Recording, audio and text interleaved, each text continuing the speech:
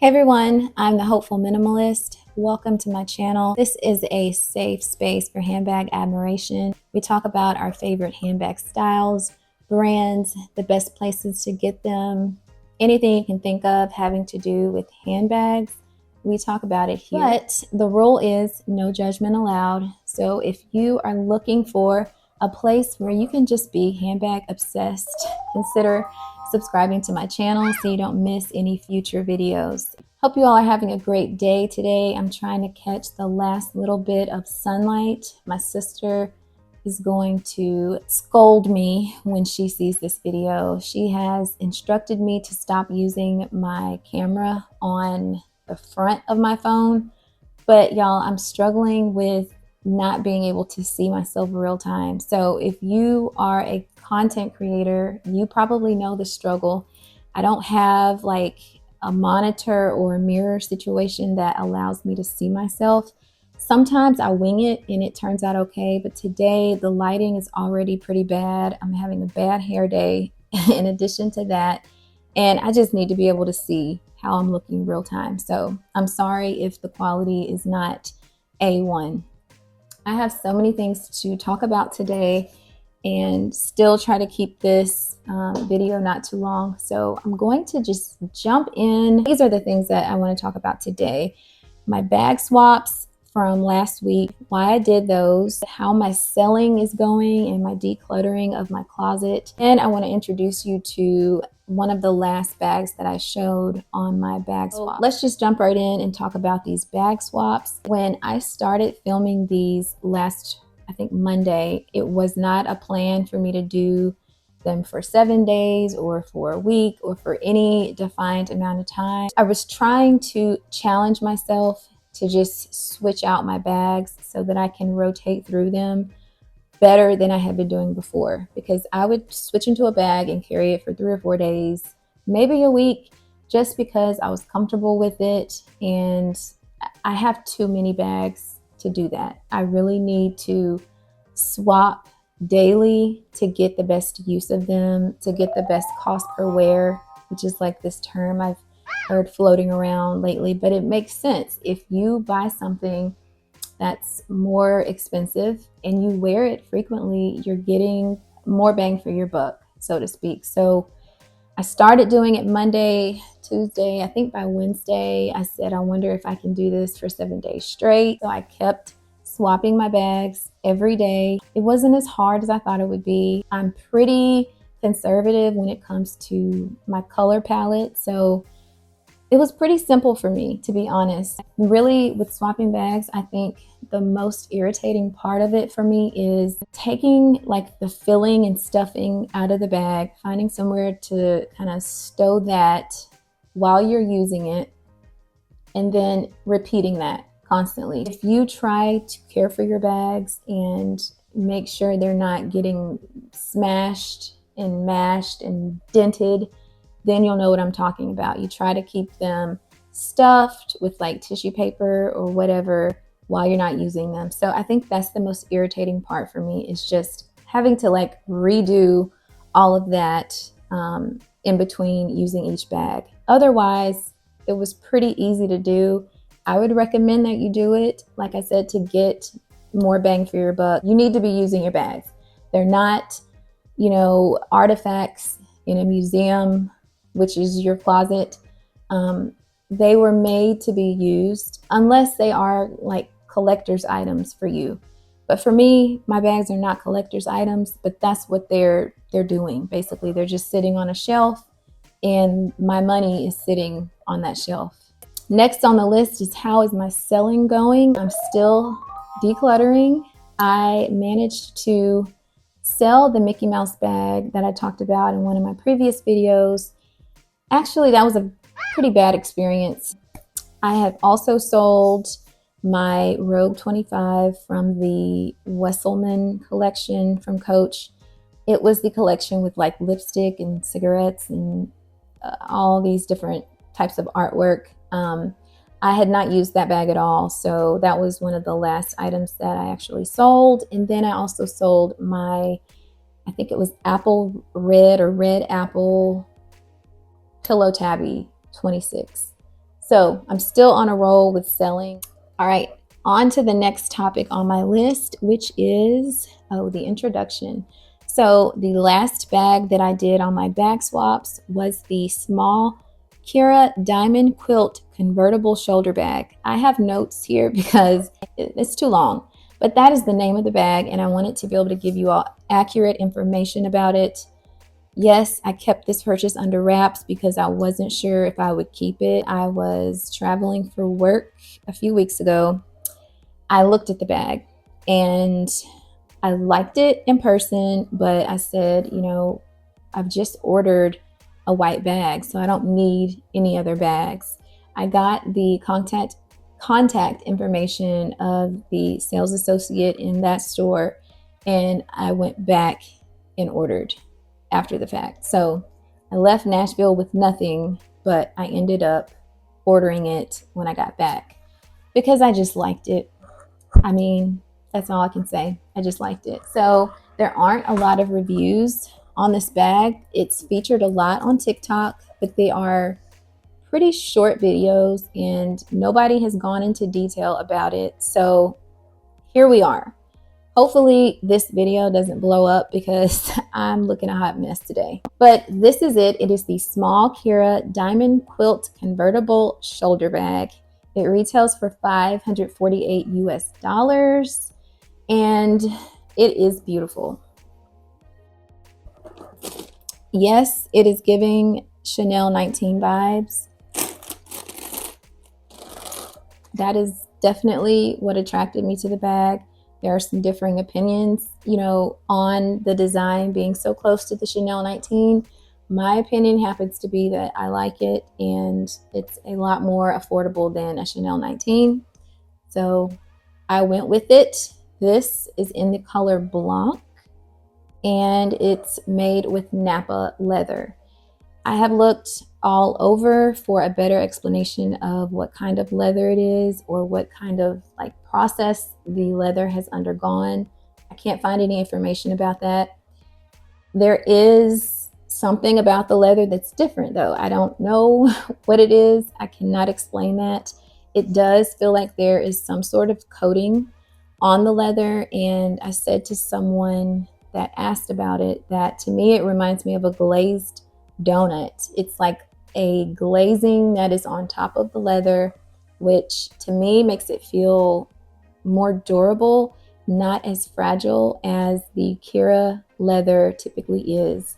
I do have a Kira in my possession, and that bag the leather is super soft. It almost feels like you could maybe tear it, like if you just took your fingernails, and I would hate to see what would happen, but I was always super careful with that bag, and it's currently up for sale on my Mercari page. It was in a lime green color.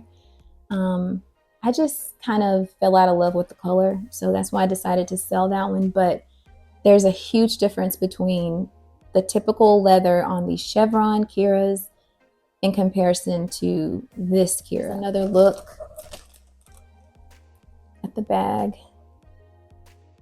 And the other biggest difference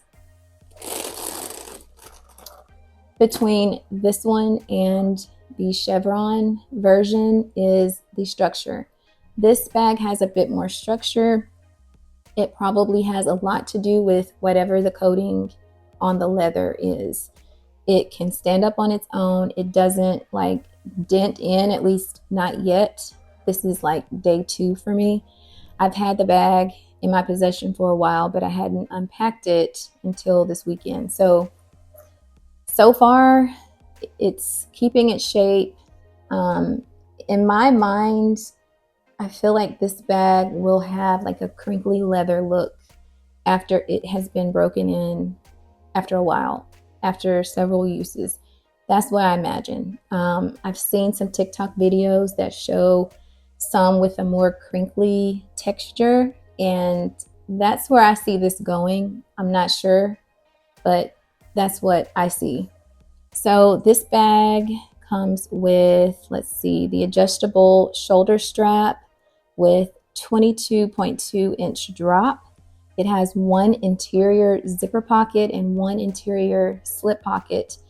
That's also different from the chevron cura. Those curas have two slip pockets and the interior zipper pocket.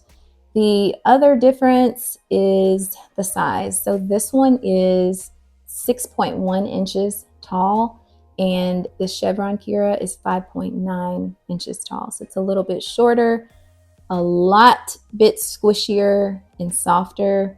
The lengths are the same, 8.9 inches, and the depth on this one is actually smaller. So it's 3 inches versus 3.2 inches on the chevron cura. And that's something that I could immediately see when I first looked at the bag in the store. So let's take a look inside. It's leather on underneath the flap. It has the magnetic closure like a cura typically does. The diamond quilting, of course. And this is the interior. It's still packed from me using it this weekend. I'll show you quickly what I have in here. But if you've been watching my bag swaps, then you would already know what's in here. It's the same thing. I have the iPhone 12, regular size, not a max. I have some gum and a mirror, some hand cream, the pouch that I keep medication in, the dress up your purse envelope. This is where I have my cards. A beard comb, which my husband said, why do you have a beard comb? Well, it was the smallest comb that I could find. I wanted to be able to fit it into my purse, so I have a beard comb. A hand sanitizer. For pocket, I have an ink pen and a lip stick or lip gloss, and then the lip plumper. Now, let's talk about care for this bag, because typical me would be walking on eggshells, carrying a bag that's this white. And it is white. It's white. It's not off-white or beige. The color from the website says blanc, but it's a white handbag. And like I said, typical me would be nervous and not carrying it, but no more of that. I bought it. I'm going to wear it. I will be mindful of what I wear it with. It will be with jeans that I have washed several times. It will be with a top that will be something light colored, like what I'm wearing today. So I'll take steps to protect it from color transfer, but I'm not going to protect it by letting it sit on my shelf. It is a white, stark white handbag. I did spray it with Carbon Pro spray. For a while, I wasn't able to get Apple Guard, so I went with Carbon Pro. Carbon Pro is a little different. It's like it's oilier and it stays wet for longer. I used to be able to spray Apple Guard and like walk out the door immediately, although I don't think you're supposed to do that, but it would like dry instantly for me. Carbon Pro does not dry instantly, but I've heard good things about it, so I don't see any marks or anything on here from me using it yesterday. And I went to brunch and did quite a bit of moving around yesterday, so no issues so far. Other than like the opening being a little bit narrow, that's kind of my only complaint, and I think I'll get used to that if it stretches and gives a little bit. Other than that, I mean, you just have to kind of open it up and not be afraid to kind of manhandle it a little bit to get the opening as wide as you need it. But that's not really a complaint. It's just, it's a difference between this bag and the other curas. So that's pretty much all I think I have to say about this bag. I am thoroughly enjoying it. I love it. I don't think I've ever had a bag that's like this white. And while I was in the store, I did make note of how the one on display looked. And I mean, it had been handled by people a lot. People that probably weren't as careful as I will be. It just looks like more of an off-white bag versus stark white, but I'm expecting that to happen. It's white, so you can't be afraid to use it. I hope that this review has helped anyone who has been considering purchasing this, because like I said, I have been looking all over the internet for a review and I could not find a really in-depth one about the ins and outs of the bag. So hopefully, if you are in search of that, you have found it with this video. I will insert some mod shots so that you can see how it fits on me. I am 5'5" for reference. If there's anything that I forgot to mention or anything else that you would like to know about this bag, please let me know in the comments, and I'll see you guys in the next video. Bye. All right, so this is me with it, carrying it on my shoulder with the straps doubled up. Probably my favorite way to use it, especially with it being white. And I wouldn't want it just up against my jeans for an extended amount of time. This is crossbody with the leather piece on my shoulder so that it's more comfortable. This is how it looks on me. I'm 5'5". And then I also love to wear my yiures like this, where I pull this part out and leave this like top handle look.